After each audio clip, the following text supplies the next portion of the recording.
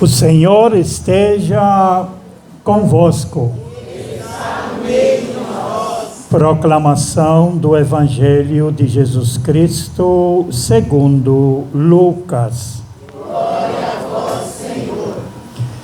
No primeiro dia da semana, bem de madrugada, as mulheres foram ao túmulo de Jesus, levando os perfumes que haviam preparado. Elas encontraram a pedra do túmulo removida, mas ao entrar, não encontraram o corpo do Senhor Jesus. E ficaram sem saber o que estava acontecendo. Nisso, 2 homens com roupas brilhantes pararam perto delas. Tomadas de medo, elas olhavam para o chão. Mas os 2 homens disseram: "Por que estáis procurando entre os mortos aquele que está vivo? Ele não está aqui, ressuscitou. Lembrai-vos do que ele vos falou quando ainda estava na Galileia. O Filho do Homem deve ser entregue nas mãos dos pecadores, deve ser crucificado e ressuscitar no 3º dia." Então as mulheres se lembraram das palavras de Jesus. Voltaram do túmulo e anunciaram tudo isso aos 11 e a todos os outros.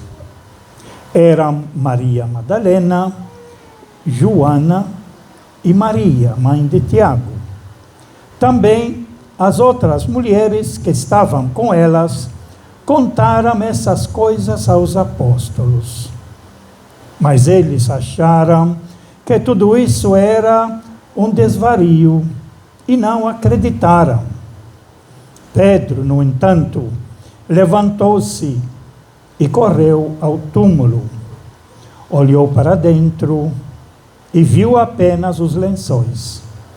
Então, voltou para casa, admirado com o que havia acontecido. Palavra da salvação. Glória a vós, Senhor. Que estas palavras sirvam para o perdão de todos os nossos pecados. Amém. Amém. Podemos ficar sentados.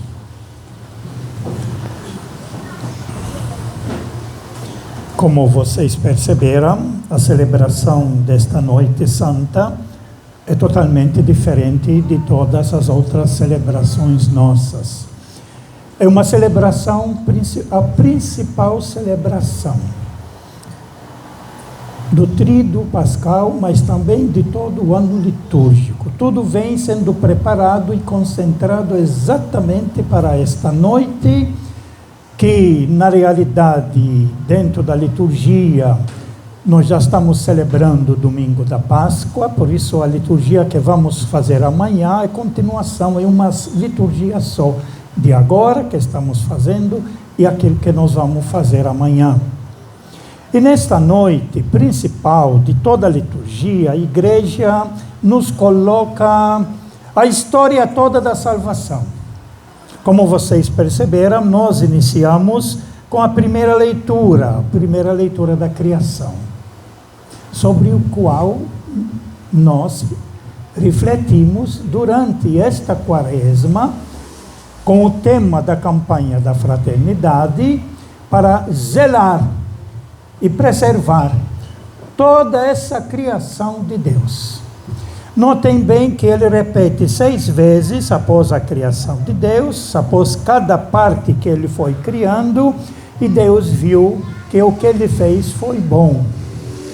E terminou dizendo: com a criação do homem e da mulher, criados à sua imagem e semelhança, termina dizendo: e Deus viu que tudo que ele fez foi muito bom. Essa é a criação de Deus. Maravilhosa.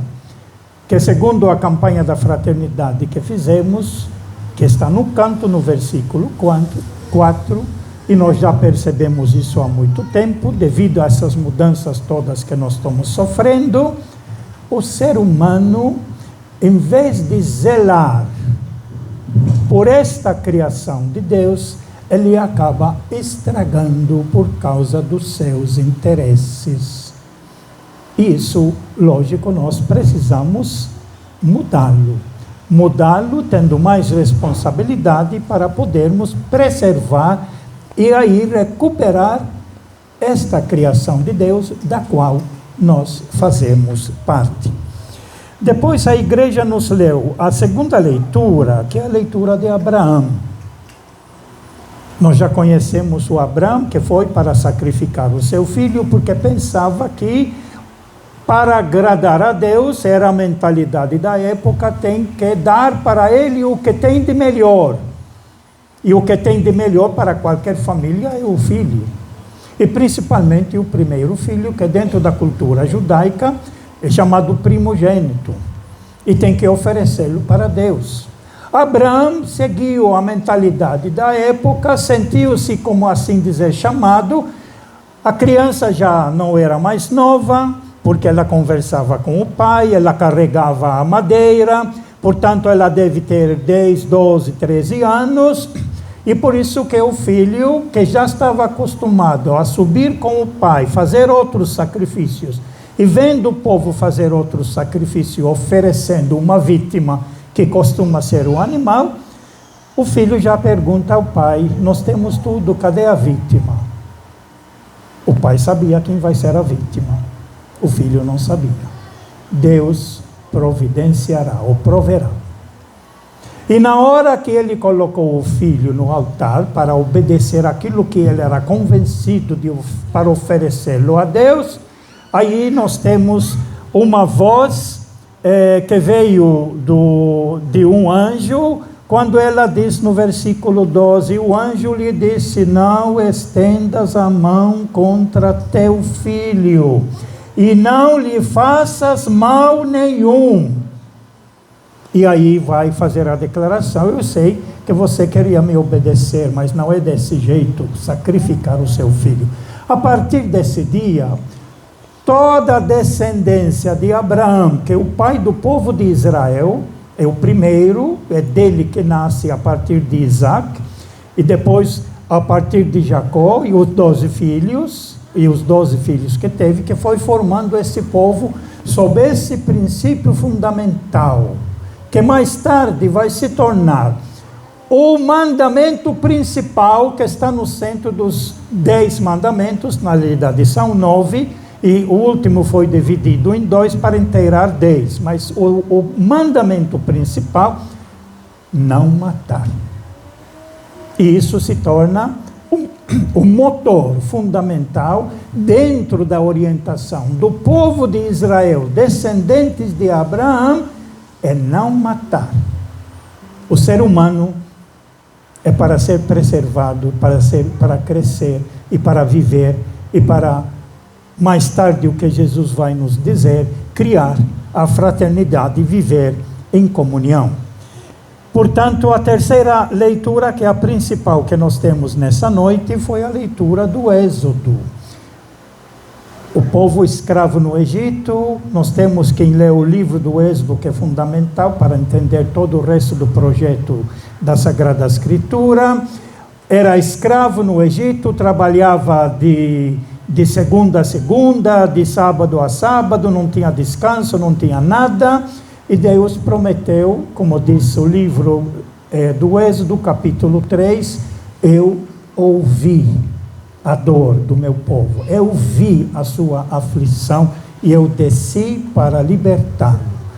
E Moisés foi pedir ao faraó para libertar o povo e sair pelo deserto, nunca cedeu, e era necessário mandar 9 castigos, e agora o último castigo é de matar o primeiro filho. E enquanto isso estava acontecendo, o povo, celebrando a ceia do Cordeiro do Antigo Testamento, ainda fazendo aquela ceia importante, que deve ser renovada constantemente, porque serve de memorial, renovada de ano para ano, eles saíram para ir atravessar o Mar Vermelho e ir para o deserto, onde o faraó não tinha mais poder.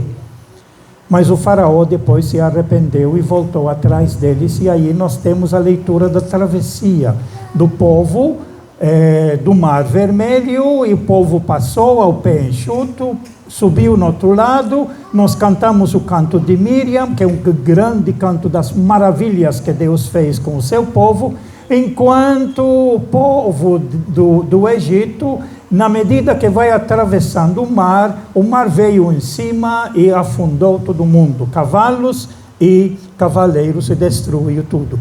É um ponto fundamental, o ponto mais alto no Antigo Testamento, o desejo de Deus de libertar o povo que está escravo, dizendo para todos aquilo que Jesus depois vai confirmar: nenhum povo deve dominar, subjugar outro povo, mas todos devemos aprender a viver na fraternidade, porque todos somos filhos do mesmo Pai, portanto irmãos uns dos outros, e não tem sentido nenhum irmão matando irmão, mas irmão é para viver na fraternidade, que é o tema sempre da campanha da fraternidade, viver na fraternidade, em comunhão uns com os outros.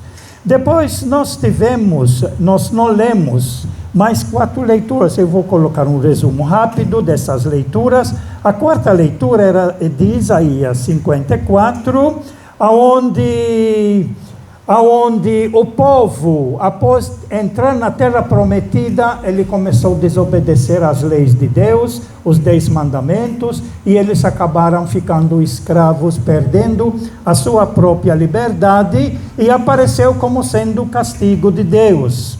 Depois, na quinta leitura, é tirado do profeta Isaías, um dos últimos capítulos, capítulo 55, onde vai dizer algumas frases importantes: a vós todos que estáis com sede, vinde às águas, vós que não tendes dinheiro, apressai-vos, vinde e comei, vinde comprar sem dinheiro, tomar vinho e leite sem nenhuma paga. Tudo é gratuito, como é a criação toda de Deus.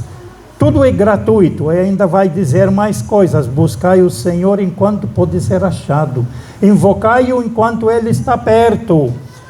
Abandone o malfeitor, o ímpio, o seu caminho, e o homem injusto abandone suas maquinações. Volte para o Senhor, que terá piedade dele. Volte para nosso Deus, que é generoso no perdão. Já começa a aparecer muito forte, já tinha aparecido no tempo de Moisés, a misericórdia que Deus tem para com seu povo, que apesar que erra, se desvia, mas como Deus, Criador e Pai, quer sempre ajudar o povo a se recuperar, e aí que entra a misericórdia. E o pensamento muito importante, versículo 8: meus pensamentos, a maneira de Deus pensar, não são como os vossos pensamentos, os vossos caminhos não são como os meus caminhos, disse o Senhor. Meus caminhos estão acima dos vossos caminhos, e meus pensamentos acima dos vossos pensamentos. Quanto está o céu acima da terra? Isso nós aprendemos de Jesus Cristo. A nossa maneira de pensar e de agir, pelo impulso nosso da própria natureza, é totalmente diferente daquilo que Deus quer de nós. E o que Deus quer de nós, quem nos mostrou por último foi o seu Filho Jesus Cristo. Por isso, abandone os maus caminhos, abandone as injustiças, aprendam a viver como irmãos, porque vocês são todos filhos do mesmo Pai. Depois nós temos a sexta leitura, tirada do livro de Baruque, aonde ele vai mostrar um pouco que o povo errou e continua errando porque ele abandona a fonte da sabedoria. A sabedoria que ele diz é a lei que Deus deu para seu povo, de aprender a conviver com o outro, de não matar, de não roubar, não levantar falso, e aprender a viver na fraternidade. A sabedoria é o livro dos mandamentos de Deus, é a lei que permanece para sempre. Todos os que seguem a sabedoria de Deus, que está na natureza, e que ele já tinha ensinado através dos profetas pela palavra, a lei de Deus permanece para sempre. E todos que seguem a sabedoria de Deus através da lei têm a vida. E os que a abandonam, quem abandona a lei de Deus, a sabedoria de Deus, quem faz as coisas por sua própria conta, infelizmente tem a morte. E nós temos, por último, a leitura de Ezequiel. Resumindo, Ezequiel ele vai mostrar que a graça de Deus permanece para sempre. Mesmo que o povo continue errando, se desviando, ele vai dizer: eu vos tirarei do meio das nações, vos reunirei de todos os países e vos conduzirei para a vossa terra.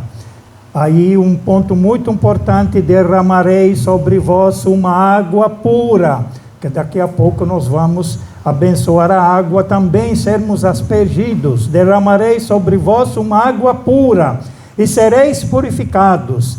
Eu vos purificarei de todas as impurezas e de todos os ídolos. Eu vos darei, aí o coração novo, vos darei um coração novo e porei um espírito novo dentro de vós, que é o espírito que Jesus Cristo nos mostra pela sua vida. Arrancarei do vosso corpo o coração de pedra. Arrancarei do vosso povo, do vosso corpo, o coração de pedra e vos darei um coração de carne. Porei o meu espírito dentro de vós e farei com que sigais a minha lei e cuidais de observar os meus mandamentos. Habitareis no país que dei a vossos pais. Serei o meu povo e eu serei o seu Deus. De tudo isso a gente vai perceber, dessas leituras todas, vai perceber que quando o povo realmente respeita ao Deus que nos criou, conhece a Deus e conhece as suas leis, ele consegue viver na fraternidade e em paz. Mas quando vai pela sua própria cabeça, pelo seu próprio interesse, aí há brigas, há guerras, há maldades, há ódio, há vingança, que só levam à morte. O apelo que Deus faz nessas 7 leituras sempre, Ele quer um ser humano livre, que aprenda a viver na fraternidade como irmão. E aí nós entramos no Novo Testamento com a nossa leitura, que é chamada Epístola, então a Carta aos Romanos, onde ele vai fazer um resumo a partir daquilo que aconteceu com Jesus, da sua vitória da morte, da sua ressurreição. E disse: assim como Jesus venceu a morte, nós também, aderindo a ele, vencemos a morte e passamos a viver o homem novo.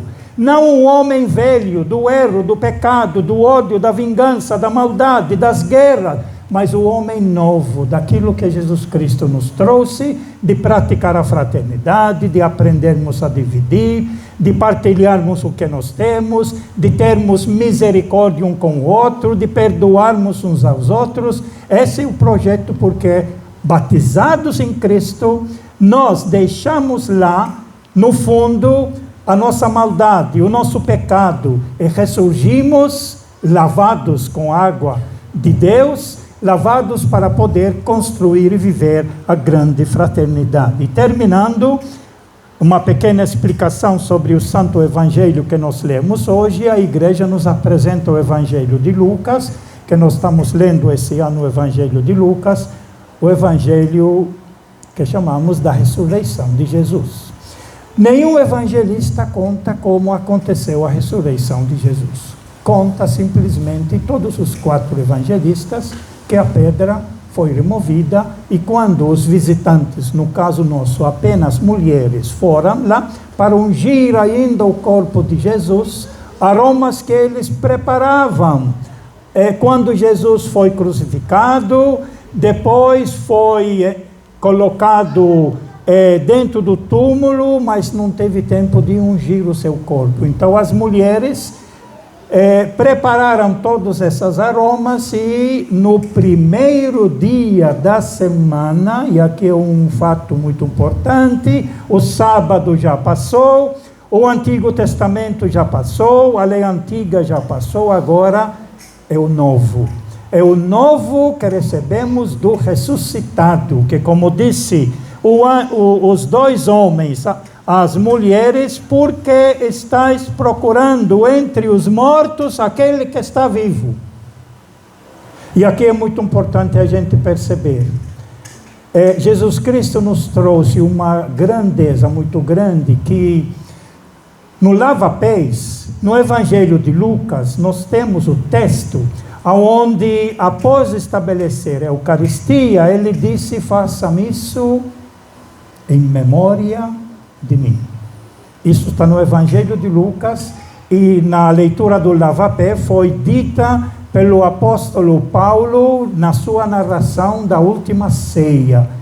Façam isso em memória de mim. E Jesus Cristo nos trouxe esse valor da memória, porque a pessoa, na realidade, como nós já falamos muitas vezes, quando chega o seu momento de partir, os seus restos mortais voltam ao pó, mas a sua memória, aquilo que a pessoa foi, que construiu toda a sua vida de 60 anos, 80 anos, 100 anos, tudo que a pessoa construiu, isso não morre nunca, isso permanece. Assim como permanece tudo que Jesus Cristo viveu, nos ensinou, o exemplo que ele nos deu, e é por isso que ele disse: façam isso em minha memória.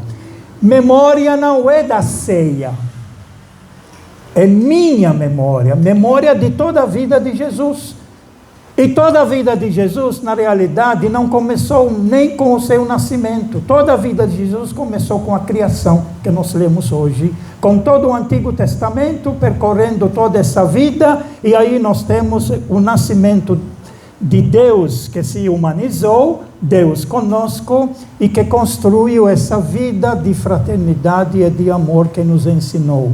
Portanto, nós celebramos a memória de Jesus, que permanece conosco para sempre, e a presença dele é muito significativa para a gente atualizar e renovar todo o nosso compromisso como batizados em nome do Pai, do Filho e do Espírito Santo, em nome de Deus Pai, Filho e Espírito Santo, para podermos viver de acordo com aquilo que Jesus nos ensinou.